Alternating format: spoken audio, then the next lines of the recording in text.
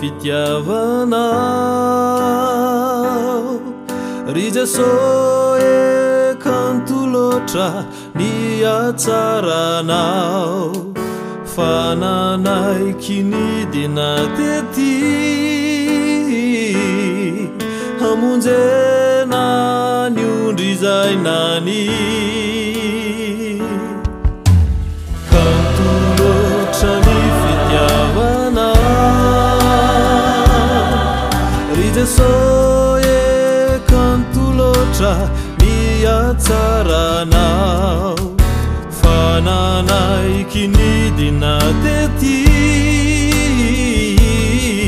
hamonjena ny ondry zay nany miteza mba handray ny tanako miteza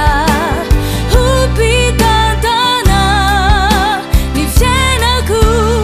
ampy mandrakariva ny fahasoavanao fa ampy hoay ny fahasoavanao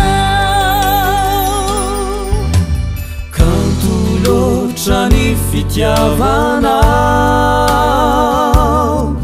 miaritrany mafimba isolovonanay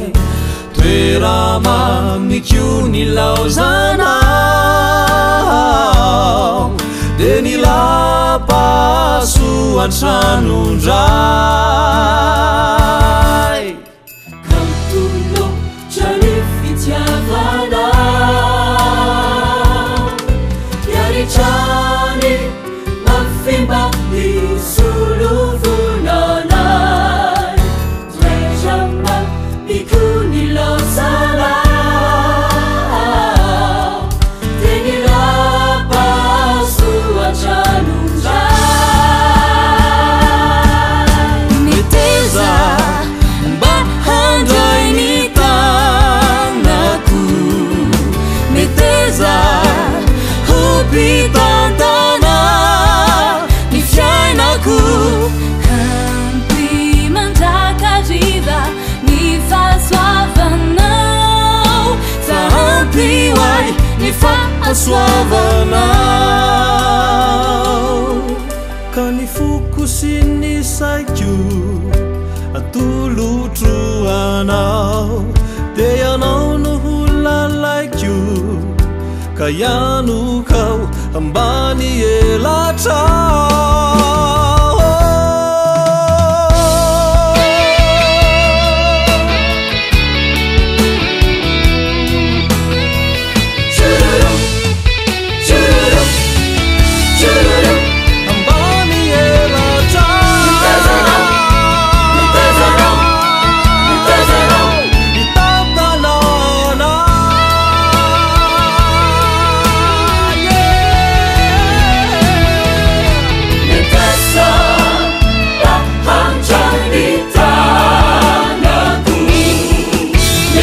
so